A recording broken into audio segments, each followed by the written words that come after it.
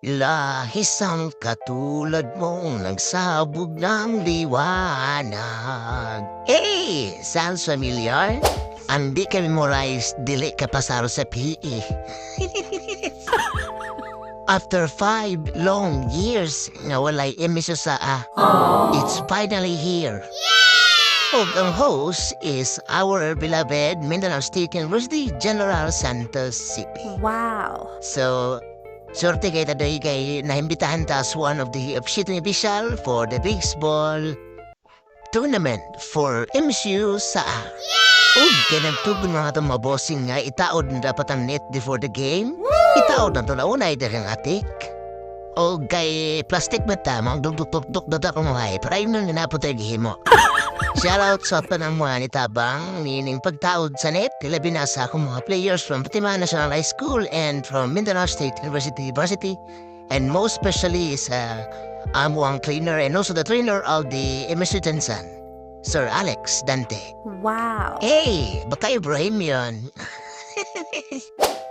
So, ang MSU sa 2024 doy is composed of 12 delegates from different campuses of Mindanao State University System all over Mindanao. Wow. So, habang nag-opening parade mga doy, so kwentuhan mo sa akong mga memorable experience when I was a student of Mindanao State University. Sa akong remember sa pag-take na pagsasi, I got to score 100. Wow. O aside sa SASI result, napaginabasihan ng university. Ang NKI result, kung asa makita ang imong mga aptitude, kung asa imong strength and weaknesses sa mga subjects available on the high school. What? So luckily, makapili kita og course natong gusto. Wow. So most of my courses, my first choice is ECE. Wow. My second choice is EE and my last choice is CE. Yes, Madoy, you heard it right. Akong gusto ko niya profession. Sa una is to become an engineer. Pero kaya wa mong ihatag sa kinayatasan, ang financial stability sa pamilya, so wala natuman na natuang gustong kurso. So I opt to choose Bachelor in Secondary Education, major in Mathematics, also known as BS in Math. So yes, doy take ko og education to play safe. Since na ako'y scholarship, so di na pangalan ng scholarship kay basig may mo pang issue to play safe with my scholarship. At the same time, dili pagbugat sa akong pamilya sa pagsikwila sa kuha. So kung transpo lang yung storyahanan, walay transpo na itabo. Since akong balay, perto lagi yung duula sa emisyon, mga 1 to 2 kilometers lang kay dila mo ko sa taas na kapuyo. What? So I opt to walk or to ride my BMX that time. So akong pinaka-main problem dati is my allowances on my scholarship is moabot end of semester. Minsan ka delay kaayo. So therefore, ang may tabo is kailangan magkautang-utang o kinahanglan mangita og diskarte. So most of the diskarte nga ginahimo dati sa colleges is doing the assignments of others, making their projects. So, gigiyahan pa sa Ginoo og talent sa drawing mother. So, ato na gamit as one of our diskarte. The most memorable experience nga akong nasinati diri sa emisyodensan mother is katong na-dissolve ako ang subject for the whole semester since wala di ko nakabayad. O wala nakapangita og utangan akong binikanan para ibayad sa ako ang tuition fee. Since kinahanglan mong bayad tuition fee mga doy, tsaka na siya i-refund sa mga scholarship. So wala na ko sa nabayaran.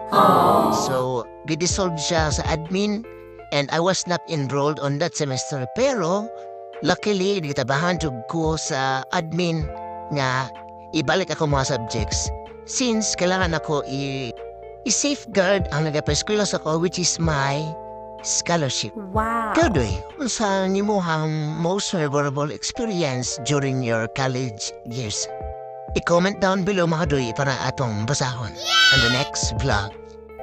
Correct award din na ni mga doy since most of the games ay naka-live. So just check my count dun sa aking wall na dito ako mga live videos of the games. Wow. So awarding of the Mythical 9.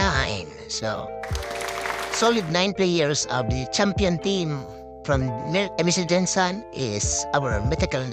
Wow. brief overview lang mga rin. So, twice to beat ang MSC Jensen during the championship. So, sa game 1 sa championship, napili si Sulu with a score of 6-2. Very impressive gig, Madoy, ang performance sa Sulu that game 1 of the championship game. So, kudos sa tanang player from MSU Sulu. For the rubber match, Team MSC Jensen dominate the game at a commanding score of 14-0. So the best infielder goes to Mr. Ranjal, the catcher of MSU Sulu. Congrats, buddy, for the excellent performance. Napakagaling na catcher. So sa team MSU Sulu din po, magagaling ang best outfielder kaso nga lang na-injury. So sana yun, so si coach ang tatanggap ng kanyang certificate. Siyempre, di mawala atong pinakabida sa MSU Jensen. So the recipient of the award of Best Pitcher, Home Run King, and the MVP. Shout out Mr. Droniel Lacorin. So, worth it kayo? Nakaba para ay plus 7 ang kapa. Alright. Final team results. So, our second runner-up is MSU Maguindanao, pero wala sila today. And our first runner-up is MSU Sulu, and our champion for MSU sa 2024, MSU General Santos City, with our head coach, Sir Randy Asturia, and our trainer, Sir Alex Tante. Congrats, boys! Good luck sa higher level of competition, which is MAS at Pagadian City. Shoutout po sa Mindanao State University. Thank you po for giving us the chance to serve in this tournament. Mula sa puso ng Jensen Roa or Jensen Sarangani Umpires Association, maraming salamat po.